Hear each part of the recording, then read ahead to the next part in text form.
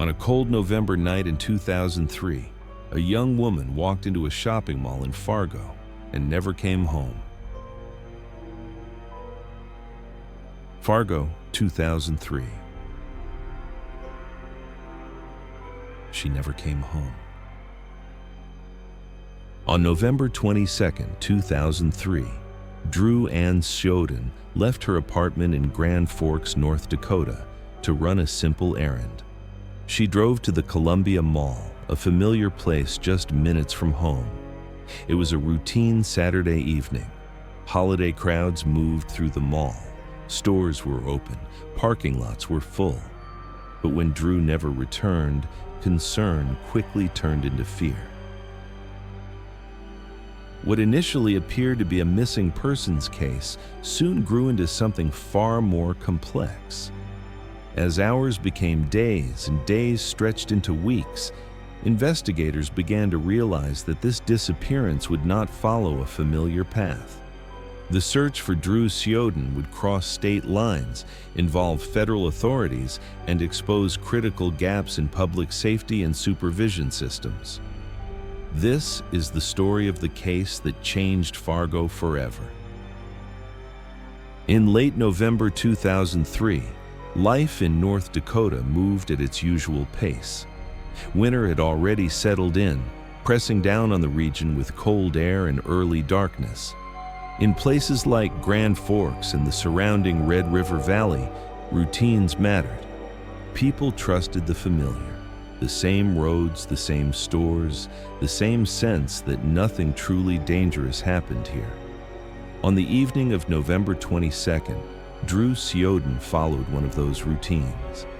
She drove to Columbia Mall in Grand Forks, a place known for its bright lights, busy parking lots, and the quiet comfort of normal life.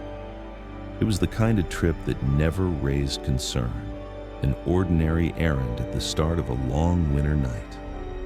Dru was 22 years old, a university student with plans still forming, friendships still growing, and a future that felt open. She was not doing anything unusual, taking no risks that anyone could point to afterward. She parked her car, went inside, and expected to return home shortly after. She never did. What happened next did not unfold in front of cameras or crowds.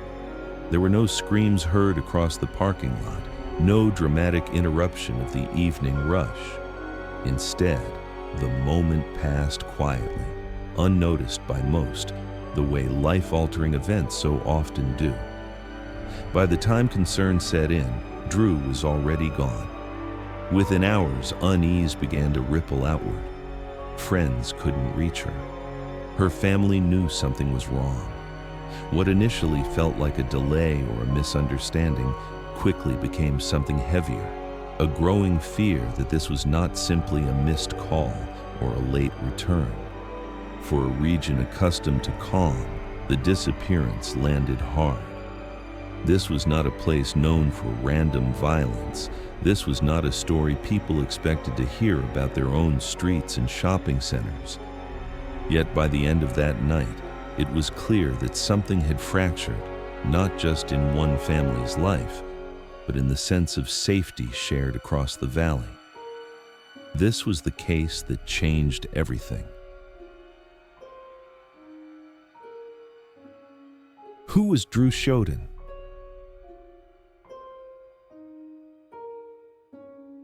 Dru SJODIN was not a name anyone outside her circle would have recognized before November 2003. She wasn't a public figure, and she wasn't living a life that drew attention. She was a college student, moving through the familiar rhythms of young adulthood, classes, friendships, part-time work, plans that were still taking shape. At 22, Dru was studying at the University of North Dakota in Grand Forks. She was close to her family, connected to her community, and rooted in a region where people tended to know one another. Her life did not revolve around risk or secrecy. It revolved around routine, the kind of routine that feels safe because it is shared by so many others. Friends described her as dependable and warm, someone who showed up when expected, someone whose absence was immediately noticeable. When Drew didn't return calls or messages, it stood out, not because she was monitored, but because disappearing was simply not something she did. There was nothing remarkable about her plans that night. No late-night meeting, no unfamiliar destination, no warning signs that would later be reinterpreted as mistakes. She went to the mall, like countless others had done that same evening, trusting the ordinary environment around her. That normalcy became central to how the case was understood. Because when people tried to make sense of what happened, they found no easy explanation in Drew's choices or behavior. There was no narrative of recklessness to lean on, no moment where danger had been invited in. Instead, there was only the unsettling reality that this happened to someone who was doing exactly what she was supposed to be doing, living her life the way she always had. As news of her disappearance spread, Drew's identity began to shift in the public eye. She was no longer just a missing student. She became a symbol of vulnerability in places that believed they were insulated from this kind of harm. Her face appeared on flyers, in news reports, and across communities that suddenly saw themselves reflected in her story. But before she was a headline, Dru SJODIN was simply a young woman with a future that had not yet been written. And that, more than anything else, is what made the loss feel so personal, not just to her family, but to an entire region forced to confront how quickly ordinary life can be taken away. On the evening of November 22, 2003, Dru SJODIN drove to Columbia Mall in Grand Forks, North Dakota. It was early winter, the kind of cold that arrived quietly and stayed. The mall was busy in the way it always was on a Saturday night. Shoppers coming and going, cars filling the parking lot, nothing that suggested danger. Inside, Dru moved through the familiar space without incident. Security cameras would later confirm what no one had noticed at the time. Her presence was unremarkable. She browsed, completed her shopping, and eventually walked back toward her car. The parking lot was well lit. It was surrounded by stores, traffic, and people. This was not an isolated place. It was exactly the kind of environment people trusted, a public space designed to feel safe. Somewhere between the mall entrance and her vehicle, Dru was taken. There were no confirmed witnesses who saw the moment clearly enough to intervene. No screams that stopped traffic, no immediate alarm. What investigators would later piece together suggested a brief, controlled encounter, fast enough to avoid attention, deliberate enough to leave little behind. Within minutes, Dru was gone. When she failed to return home, concern grew quickly. Friends attempted to reach her. Calls went unanswered. Messages were left. What initially felt like a delay soon hardened into fear. This was not like her. Something was wrong. Police were notified and the search began almost immediately. Officers arrived at Columbia Mall, examining the parking lot where Dru's car was still parked. There were no obvious signs of a struggle, no broken glass, no clear trail to follow. What they did find were fragments, small details that hinted at a larger truth. Witnesses recalled seeing a suspicious vehicle. Surveillance footage revealed movements that, in hindsight, mattered. Each piece alone meant little. Together, they suggested that Dru's disappearance was not voluntary. As the hours passed, the realization set in. This was not a case of someone losing track of time or choosing to stay away. This was an abduction, one that had occurred in plain sight, without warning and without immediate explanation. By morning, the atmosphere across Grand Forks and the surrounding Red River Valley had changed. People retraced their own routines, wondering how something so serious could happen in a place so familiar. The question lingered everywhere, in homes, on campus, and in the quiet spaces between conversations. How could someone vanish from a crowded parking lot and leave almost nothing behind? That question would drive the investigation forward and reshape the way the region understood safety. From the moment Drew SJODIN was reported missing, the case demanded urgency. What began as a local police response quickly expanded into something larger. Officers understood early on that time mattered, and that whatever had happened in the mall parking lot was unlikely to resolve itself. Surveillance footage from Columbia Mall became a central focus. Investigators reviewed hours of recordings, tracking movements in and out of the parking area. The images were grainy, incomplete, and frustratingly ordinary. Cars passed through the frame, people came and went. Somewhere within that routine flow, a critical moment had been missed. Witnesses were interviewed repeatedly. Some recalled seeing a man loitering near the parking lot. Others mentioned a vehicle that seemed out of place. None of the accounts were definitive on their own, but patterns began to emerge, enough to suggest that Drew had been targeted, not lost. As the scope of the case widened, state and federal resources were brought in. The FBI joined the investigation, bringing additional personnel and analytical tools. The involvement of federal authorities signaled a shift. This was no longer just a missing person case. It was being treated as a serious abduction with potentially fatal consequences. Investigators soon identified a suspect vehicle. Through a combination of witness descriptions, video analysis, and prior criminal databases, attention turned toward a man with a documented history of violent sexual offenses. His name was Alfonso Rodriguez Jr. Rodriguez was not a stranger to law enforcement. He had spent decades moving through the criminal justice system, serving time for assaults and abductions. At the time of Drew's disappearance, he was living under supervised release, a condition meant to prevent exactly this kind of outcome. Once Rodriguez became the focus, the investigation accelerated. Search warrants were issued. His vehicle was examined. Inside, investigators found evidence that connected him directly to Drew. Physical traces that removed doubt and narrowed the case to a single devastating conclusion. In December 2003, Rodriguez was taken into custody. When confronted with the evidence, he confessed to abducting Drew. But one crucial piece remained missing: her location. For months, the investigation existed in a painful limbo. Authorities knew who was responsible, yet they could not bring Drew home. Search teams combed rural areas across North Dakota and Minnesota, guided by fragments of information and fading hope. The case had moved forward, but it had not reached resolution. And for Drew's family, and for a region watching closely, the absence of answers became its own kind of torment. Alfonso Rodriguez Jr. was not unknown to the justice system.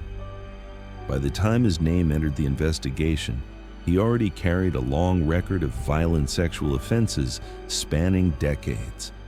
His history was documented, reviewed, and repeatedly acknowledged by the courts, yet it had not prevented him from being free in November 2003. Rodriguez had spent much of his adult life cycling in and out of prison. Convictions for sexual assault and abduction marked his past, establishing a clear pattern of predatory behavior. Each release came with conditions meant to manage risk, relying on supervision rather than permanent removal from society. At the time Drew SJODIN was abducted, Rodriguez was living under supervised release. He was required to register as a sex offender and comply with monitoring restrictions. On paper, safeguards were in place. In reality, they failed to stop him from moving freely through public spaces, including the parking lot of a busy shopping mall. Investigators would later determine that Drew was not targeted because of anything she did. She was selected because she was there, alone, momentarily vulnerable, and crossing paths with someone actively seeking an opportunity. The crime was not impulsive, but opportunistic, driven by a pattern that had gone unchecked. When Rodriguez confessed, he confirmed what the evidence already suggested. He admitted to abducting Drew and transporting her across state lines. His statements were clinical, stripped of emotion, and focused on actions rather than consequences. There was no attempt to shift blame, only an acknowledgement of responsibility. What unsettled investigators and the public alike was not just the crime itself, but the context surrounding it. Rodriguez's release had been legally justified. His supervision had followed protocol. Yet the outcome exposed the limits of a system designed to manage, rather than eliminate, known danger. As details of his background became public, outrage followed. Questions emerged about risk assessment, parole decisions, and whether warning signs had been ignored. For many, the case was no longer only about one man's actions, but about the structures that had allowed those actions to occur. Responsibility, in this case, extended beyond a single individual. Rodriguez committed the crime, but the conditions that made it possible, the gaps, the assumptions, the reliance on compliance, became part of the story as well. And as the investigation moved toward trial, one reality became unavoidable. This was not a mystery of who had done it. It was a reckoning with how it had been allowed to happen. The legal process that followed Drew SJODIN's abduction did not move quickly, but it moved with purpose. Given the nature of the crime and the fact that Drew had been taken across state lines, the case was brought into the federal system. What had begun as a local nightmare became a matter of national jurisdiction. The charges were severe. Alfonso Rodriguez Jr. was accused of kidnapping resulting in death, a federal crime that carried the possibility of the harshest penalties available under U.S. law. The focus of the trial was not on whether he was responsible. His confession and the physical evidence left little room for dispute, but on the scope of his actions and the consequences they demanded. Court proceedings unfolded methodically. Prosecutors laid out a clear timeline, supported by surveillance footage, forensic findings, and Rodriguez's own admissions. Each piece of evidence reinforced the same conclusion. Drew had been abducted deliberately, transported across state borders, and killed. For Drew's family, the courtroom became a place of endurance rather than resolution. Listening to the details of her final hours meant reliving the loss repeatedly under the weight of legal formality. Justice, in this setting, did not arrive as a single moment. It accumulated slowly through testimony, documentation, and rulings that carried irreversible implications. In 2006, the court delivered its decision. Alfonso Rodriguez Jr. was found guilty and sentenced to life in federal prison without the possibility of parole. The ruling ensured that he would never again move freely through public spaces, never again rely on supervision or conditions meant to manage his behavior. The sentence was definitive. It closed the legal path forward, leaving no ambiguity about responsibility or consequence. From a judicial standpoint, the case was resolved, but resolution in court did not bring an end to the story. The verdict marked a boundary, not between guilt and innocence, but between action and aftermath.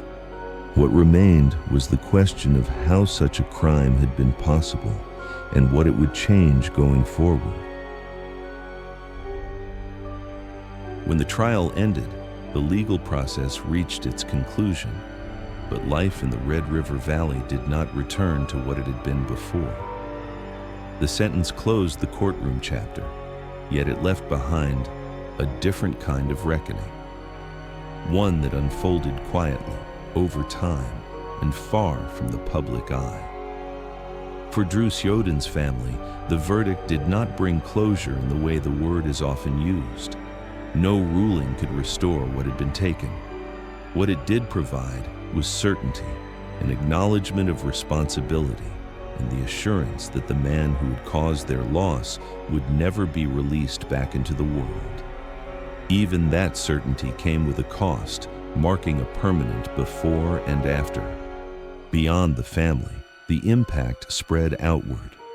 Communities across North Dakota and Minnesota began to reassess assumptions that had long gone unquestioned. Public spaces once seen as inherently safe were reconsidered. Routines were adjusted. Awareness replaced ease. The case also prompted tangible change. In the years that followed, DRU's name became linked not only to tragedy, but to reform. Her disappearance and murder played a role in strengthening public access to information about registered sex offenders, contributing to the creation and expansion of national databases designed to prevent similar crimes. Yet, even those changes carried limits. Systems could track, monitor, and warn, but they could not guarantee safety. What the case exposed was not a failure of awareness alone, but the fragility of trust in structures meant to protect. In Fargo and the surrounding valley, attention eventually faded. Headlines moved on. Daily life resumed its outward rhythm. Streets filled again. Parking lots returned to their ordinary patterns. To an outside observer, little seemed different. But for those who remembered, something had shifted. Certain places carried weight. Certain routines no longer felt automatic. The knowledge that this could happen here, in a place defined by quiet and familiarity, remained. The story of DRU SJODIN did not end with a sentence. It continued in the laws that changed, in the conversations that lingered, and in the altered sense of safety shared by a region that had learned painfully that silence does not equal security. Because justice may conclude a case, but it cannot undo its echo. The case of DRU SJODIN did not end with a verdict alone. It left behind questions about safety, supervision, and the systems meant to protect people from repeat harm. For Fargo, this was no longer just a single crime. It became a moment of reckoning, one that reshaped laws, procedures, and public awareness across the region. Justice was delivered in a courtroom, but the impact of this case reached far beyond it. Because some stories do not fade when the sentence is given. They remain in policies, in memory, and in the lives forever changed. Next on True Echoes. One disappearance changed Fargo. Another would reveal just how vulnerable the system still was. Next episode, a new case, a new victim, and the questions left behind. Another case, another life changed forever. The truth coming soon on True Echoes. Some cases end with a sentence, others leave a mark that lasts far longer. The DRU SJODIN case changed Fargo and the way an entire community thought about safety and accountability. What part of this case stayed with you the most? Share your thoughts in the comments. And step into the echoes of truth.